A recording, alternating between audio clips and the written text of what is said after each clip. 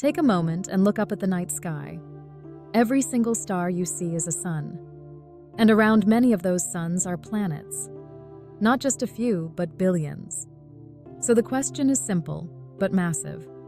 How many worlds are actually out there? How many could support life? And how close are we to leaving Earth and starting a new civilization somewhere else? Right now, in our own solar system, we have 8 planets orbiting our star. Earth is just one of them. But our solar system sits inside the Milky Way, which alone contains somewhere between 100 and 400 billion planets, based on current estimates from astronomical surveys. Those numbers come largely from missions like the Kepler Space Telescope, operated by NASA.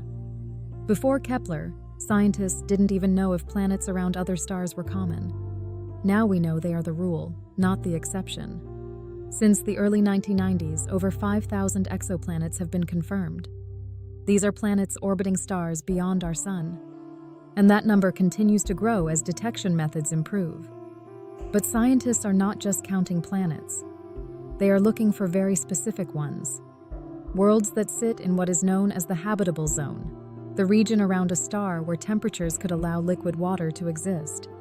One example is Proxima Centauri b, the closest known potentially habitable planet to Earth, located just over 4 light-years away. Another is the TRAPPIST-1 system, which contains multiple Earth-sized planets, several of which fall within the habitable zone.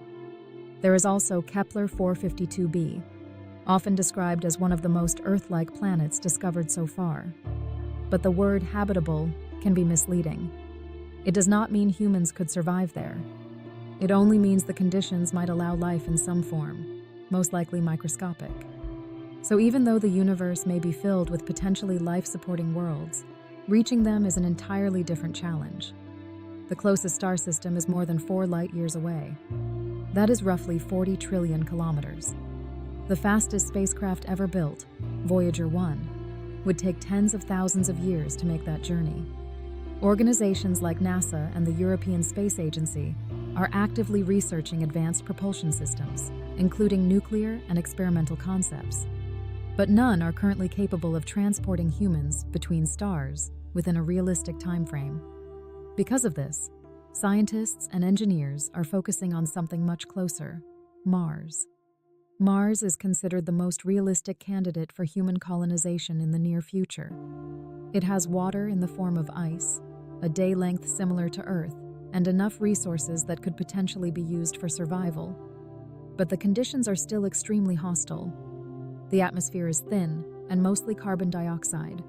Temperatures can drop to minus 80 degrees Fahrenheit, and the planet is constantly exposed to radiation due to the lack of a protective magnetic field. To live there, humans would need to build fully enclosed habitats, generate oxygen, grow food in controlled environments, and develop systems to recycle water and waste. Missions like NASA's Perseverance rover are already testing technologies to produce oxygen directly from the Martian atmosphere, which is a critical step toward long-term survival. At the same time, private companies like SpaceX are developing reusable rockets and long-term plans for transporting humans to Mars, with the goal of eventually establishing a self-sustaining colony. But this raises a question that is rarely discussed in detail.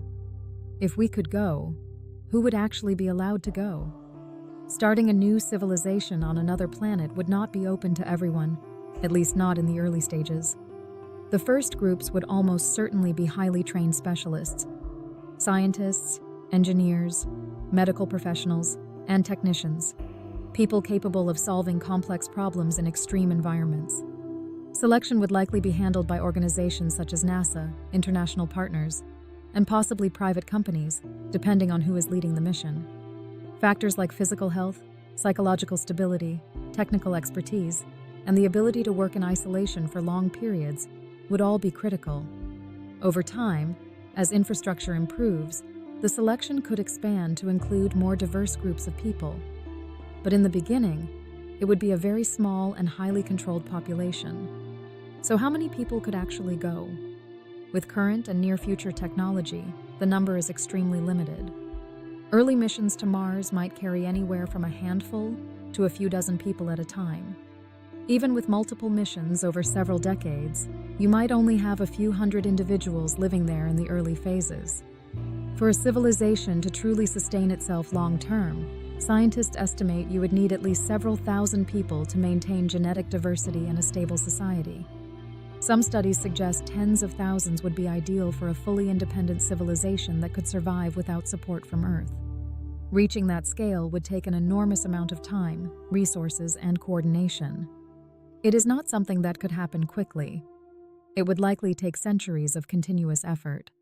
So while the idea of leaving Earth and starting over on another planet is scientifically possible in the long term, it is not something humanity is close to achieving on a large scale.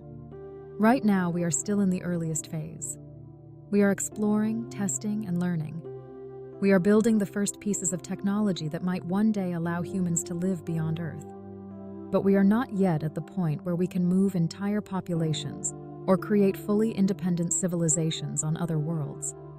What we do know is this: there are likely billions of planets in our galaxy alone, and many of them may have the conditions necessary for life. The universe is not empty. It is filled with possibilities. But despite all of that, Earth remains the only place we know, with certainty, can support human life. And for now, it is not just our home. It is our only one.